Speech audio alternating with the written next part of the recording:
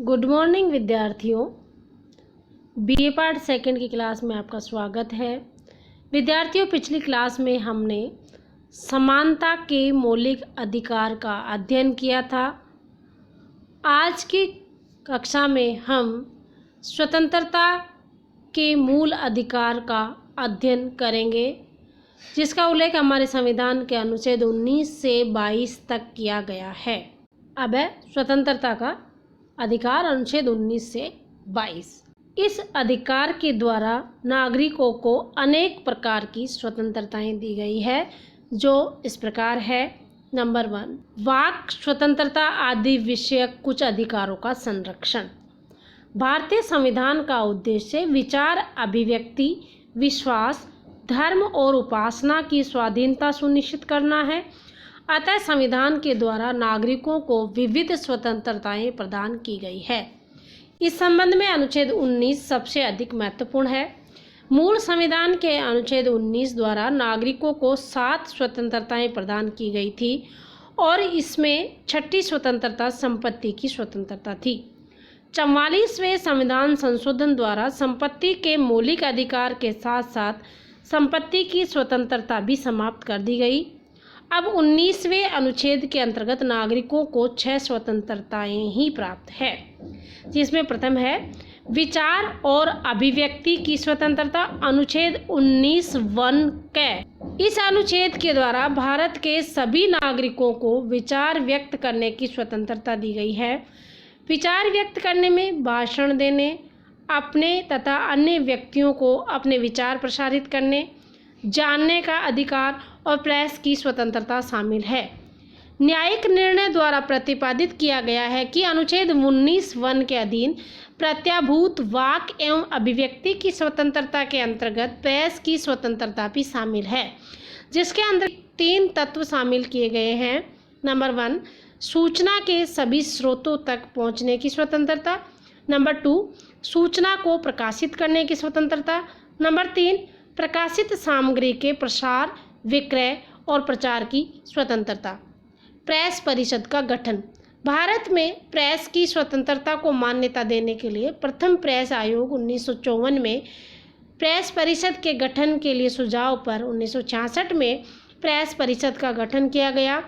Press परिषद में अध्यक्ष और 28 सदस्य होते हैं, जिसमें लोकसभा अध्यक्ष, राज्यसभा के सभापति, भारत के मुख्य न्यायाधीश, समाचार पत्रों के संपादकों, प्रबंधकों, पत्रकारों, संसद सदस्यों, साहित्यिक, शैक्षणिक और व्यावसायिक संगठनों के सदस्यों को शामिल किया जाता है। कोई व्यक्ति प्रेस परिषद का सदस्य केवल 2 बार हो सकता है। ये समाचार पत्र और सरकार दोनों की ओर से दोनों के विरुद्ध शिकायत सुन सकती है।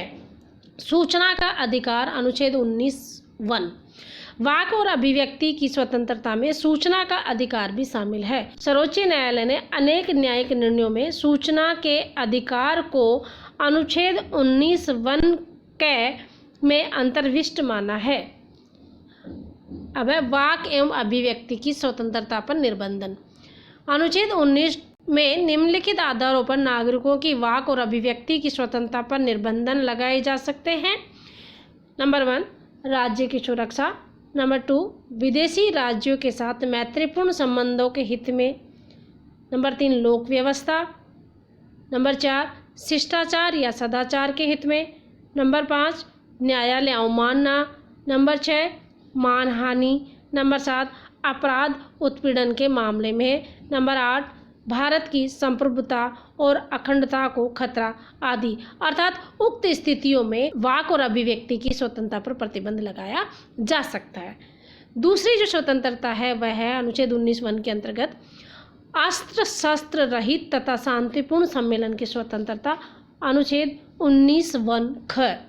अनुच्छेद 19(1) ख के द्वारा भारत के प्रत्येक नागरिक को स्वतंत्रता प्रदान की गई है कि वह अपने विचारों के प्रसार के लिए शांतिपूर्ण तथा निरायुध सम्मेलन कर सकता है। इसके अंतर्गत सार्वजनिक सम्मेलन बुलाने और जुलूस निकालने का अधिकार भी शामिल है, लेकिन सम्मेलन बुलाने और जुलूस निकालने के लिए लोक व्यवस्था के हित में सरकार से आदेश लेना आवश्यक है। यह स्वतंत्रता असीमित नहीं है। इस पर भारत की संप्रभुता और एकता व अखंडता तथा लोक व्यवस्था के हित में युक्तियुक्त बंधन लगाए जा सकते हैं। तीसरी जो स्वतंत्रता वह है समुदाय या संघ बनाने की स्वतंत्रता, अनुच्छेद 19(1)(ग). अनुच्छेद 19(1)(ग) के द्वारा भारतीय नागरिकों को समुदाय या संघ बनाने की स्वतंत्रता प्रदान की गई है। यह स्वतंत्रता अत्यधिक महत्वपूर्ण है क्योंकि यह संसदीय प्रजातंत्र का आधार है। इसी स्वतंत्रता का आश्रय लेकर राजनीतिक दलों का गठन किया जाता है तथा श्रमिक संघ बनाकर मजदूरों के हितों की रक्षा की जाती है। यह स्वतंत्रता भी असीमित नहीं है, इस पर भी भारत की संप्रभुता और अखंडता या सदाचार को बनाए रखने के आधार पर प्रतिबंध लगाया जा सकता है। इस स्वतंत्रता की आड़ में व्यक्ति ऐसे समुदायों का निर्माण नहीं कर सकता जो षड्यंत्र करे तथा शांति व्यवस्था को भंग करे। चौथे प्रकार की स्वतंत्रता है भारत राज्य क्षेत्र में अबाध भ्रमण की स्वतंत्रता, अनुच्छेद 19(1)(घ). अनुच्छेद 19(1)(घ) के द्वारा भारत के सभी नागरिकों को ये स्वतंत्रता दी गई है कि वे भारत के संपूर्ण राज्य क्षेत्र में बिना किसी रोक टोक के स्वतंत्रता पूर्वक भ्रमण कर सकते हैं, परंतु इस स्वतंत्रता पर भी साधारण जनता के हित में तथा अनुसूचित जनजातियों के हितों का संरक्षण करने के लिए युक्तियुक्त निर्बंधन लगाए जा सकते हैं।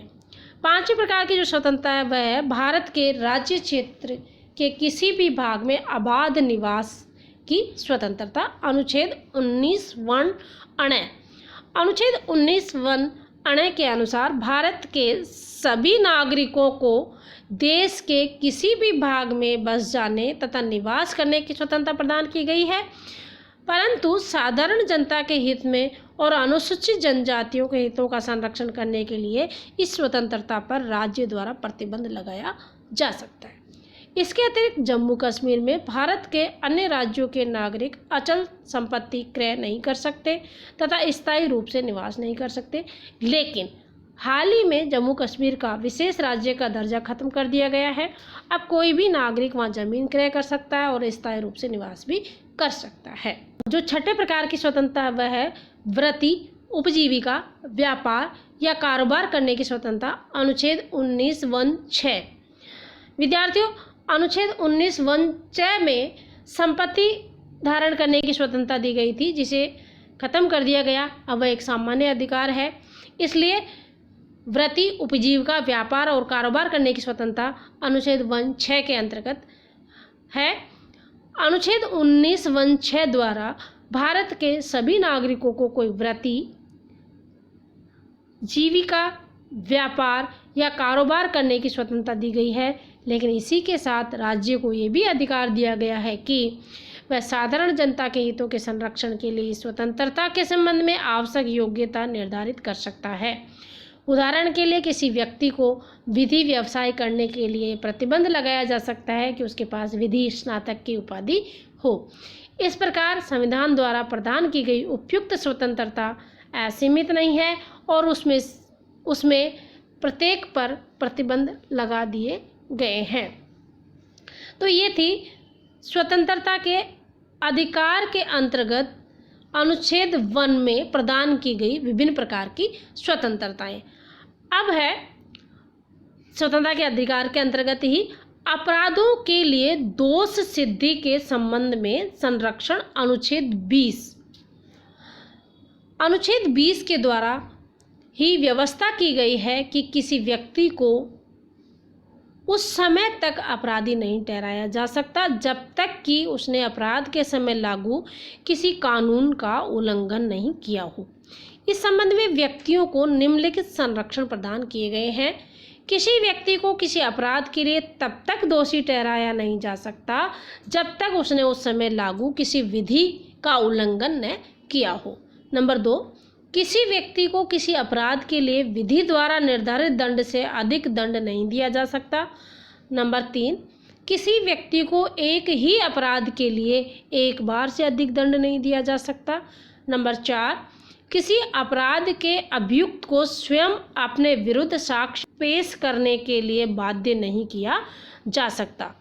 इस प्रकार अपराध से संरक्षण दिया गया है। अगली स्वतंत्रता है प्राण व दैहिक स्वतंत्रता का संरक्षण, अनुच्छेद 21। भारतीय संविधान के अनुच्छेद 21 में जीवन के अधिकार को मान्यता प्रदान की गई है। इसमें कहा गया है कि किसी भी व्यक्ति को उसके जीवन तथा दैहिक स्वतंत्रता से विधि द्वारा स्थापित प्रक्रिया को छोड़कर अन्य किसी प्रकार से वंचित नहीं किया जा सकता। ये स्वतंत्रता भारत के नागरिकों व गैर नागरिकों सभी को प्राप्त है। इस अनुच्छेद में या संविधान में अन्य कहीं भी ना तो प्राण की स्वतंत्रता और ना ही दैहिक स्वतंत्रता को परिभाषित किया गया है। कई वादों में उच्चतम न्यायालय ने अपने निर्णय में इन स्वतंत्रता के क्षेत्रों में वृद्धि की है। प्राण की स्वतंत्रता के अंतर्गत उन स्वतंत्रताओं को शामिल किया जाता है जो व्यक्ति के जीवन को अर्थपूर्ण, गरिमापूर्ण, सार्थक तथा पूर्ण बनाती है। इस प्रकार दैहिक स्वतंत्रता के अंतर्गत उन स्वतंत्रता को शामिल किया जाता है जो अवैध गिरफ्तारी, अवैध कारावास, अवैध पुलिस निगरानी तथा अवैध निरोध से व्यक्ति को संरक्षण प्रदान करती है। इन स्वतंत्रताओं पर विधि निर्माण कर अवरोध लगाया जा सकता है। सर्वोच्च न्यायालय ने 1993 में एक महत्वपूर्ण निर्णय में कहा कि जीवन के अधिकार में आवास का अधिकार भी सम्मिलित है। 24 अगस्त 1947 को उच्चतम न्यायालय ने ऐतिहासिक निर्णय सुनाते हुए निजता अर्थात प्राइवेसी को मौलिक अधिकार बताया। न्यायालय के अनुसार निजता का अधिकार संविधान के अनुच्छेद 21 के अंतर्गत जीने के अधिकार और व्यक्तिगत स्वतंत्रता का हिस्सा है। 44वें संविधान संशोधन 1990 द्वारा जीवन और व्यक्तिगत स्वतंत्रता के अधिकार को विशेष महत्व प्रदान करते हुए कहा गया कि अब आपातकाल में भी जीवन और व्यक्तिगत स्वतंत्रता के अधिकार को समाप्त या सीमित नहीं किया जा सकता। का अधिकार अनुच्छेद 21 के 46वां संविधान संशोधन 2002 द्वारा संविधान में एक नवीन अनुच्छेद 21 के जोड़ा गया। इस अनुच्छेद के अंतर्गत राज्य 6 से 14 वर्ष तक की आयु के सभी बालकों को विधि द्वारा निर्धारित प्रक्रिया के अनुसार निःशुल्क और अनिवार्य शिक्षा प्रदान करेगा। इस प्रकार प्रारंभिक शिक्षा का अधिकार अब मूल अधिकारों की श्रेणी में आ गया है। बंदीकरण एवं निरोध के विरुद्ध संवैधानिक संरक्षण अनुच्छेद 22 द्वारा नागरिकों को मनमानी गिरफ्तारी से सुरक्षा प्रदान की गई है। अनुच्छेद 22 अनुच्छेद 21 का पूरक है और दोनों को एक साथ ही पढ़ा जाना चाहिए। इस अनुच्छेद के अनुसार गिरफ्तारियां दो प्रकार की हो सकती है। नंबर 1 सामान्य दंड विधि के अधीन तथा दूसरी निवारण निरोध विधि के अधीन। अनुच्छेद 22 के खंड 1 से 2 सामान्य दंड विधि के अधीन गिरफ्तारियों से संबंधित है, जबकि खंड 3 से 7 निवारण निरोध के अधीन गिरफ्तारियों से संबंधित है। अनुच्छेद 22 के खंड 1 व 2 द्वारा गिरफ्तार व्यक्ति को निम्नलिखित संवैधानिक अधिकार प्रदान किए गए हैं। किसी भी गिरफ्तार व्यक्ति को अविलंब गिरफ्तारी के कारणों से अवगत कराया जाएगा। गिरफ्तार किए गए व्यक्ति को अपनी रुचि के वकील से परामर्श करने तथा उससे अपने पक्ष की सफाई दिलवाने के अधिकार से वंचित नहीं किया जाएगा। गिरफ्तार किए गए व्यक्ति को 24 घंटे के अंदर उसे निकटतम न्यायाधीश के सामने प्रस्तुत किया जाना चाहिए, जिसमें वह समय शामिल नहीं है जो गिरफ्तार व्यक्ति को मजिस्ट्रेट के समक्ष ले जाने के रास्ते में लगता है। लेकिन उक्त अधिकार उन व्यक्तियों को प्राप्त नहीं है जो शत्रु देश के नागरिक हो तथा जिन्हें निवारण निरोध के तहत गिरफ्तार किया गया है। अब निवारण निरोध अनुच्छेद 22 के खंड 4 में निवारण निरोध की चर्चा की गई है और ये भारतीय संविधान की सबसे अधिक विवादास्पद धारा है। यद्यपि संविधान में निवारण निरोध की परिभाषा नहीं दी गई है, फिर भी कहा गया है कि निवारण निरोध का तात्पर्य वास्तव में किसी प्रकार का अपराध किए जाने से पूर्व और बिना किसी प्रकार की न्यायिक प्रक्रिया के ही नज़रबंदी है। निवारण निरोध का उद्देश्य व्यक्ति को अपराध करने के लिए दंड देना नहीं, वरना उसे अपराध करने से रोकना है। भारत का निवारण निरोध कानून सामान्य काल एवं संकट काल दोनों में लागू होता है। विश्व के किसी भी प्रजातंत्रात्मक राज्य में इस प्रकार की व्यवस्था नहीं है। संविधान के अनुच्छेद 22 में की गई इस व्यवस्था के अंतर्गत अब तक केंद्र और राज्य सरकारों द्वारा समय समय पर अनेक अधिनियम बनाए गए। केंद्र सरकार द्वारा बनाए गए कुछ प्रमुख अधिनियम इस प्रकार है। नंबर 1 निवारण नज़रबंदी अधिनियम 1950। नंबर 2 आंतरिक सुरक्षा व्यवस्था अधिनियम या मीसा 1971। राष्ट्रीय सुरक्षा कानून 1980। विदेशी मुद्रा संरक्षण तथा तस्करी निवारण अधिनियम 1974। आतंकवाद एवं विध्वंसक गतिविधियां निरोधक कानून टाडा 1985, आतंकवाद निरोधक कानून पोटा 2002, गैर कानूनी गतिविधियां निवारण अधिनियम 2004 आदि। वर्तमान समय में निवारण निरोध कानून की श्रेणी के निम्न 2 कानून पूरे भारत में लागू है। प्रथम, राष्ट्रीय सुरक्षा कानून और दूसरा, गैर कानूनी गतिविधियां निवारण अध्यादेश 2004। वर्तमान में लागू इस कानून के अनुसार यदि किसी व्यक्ति को नज़रबंदी के आदेश की अवधि खत्म होने या आदेश रद्द हो जाने अथवा वापस ले लिए जाने के बाद नया आदेश जारी करके उसे नज़रबंद किया जा सकेगा। नज़रबंदी के हर कारण पर अदालत को अलग अलग विचार करके फैसला करना होगा। अभी तक स्थिति ये थी कि नज़रबंदी के अनेक कारणों में से किसी एक को भी अदालत अवैध पाती थी तो नज़रबंदी को गैरकानूनी घोषित करके नज़रबंद व्यक्ति को रिहा करने का आदेश दे देती थी, लेकिन अब ऐसा नहीं होगा। इस प्रकार निवारण निरोध की व्यवस्था एक भरी हुई बंदूक के समान है जिसका किसी भी रूप में प्रयोग किया जा सकता है तथा जो व्यक्ति की रक्षा भी कर सकती है और उसकी हत्या भी। अतः बंदूक का प्रयोग बहुत ही सावधानी से और विवेकपूर्ण तरीके से किया जाना चाहिए।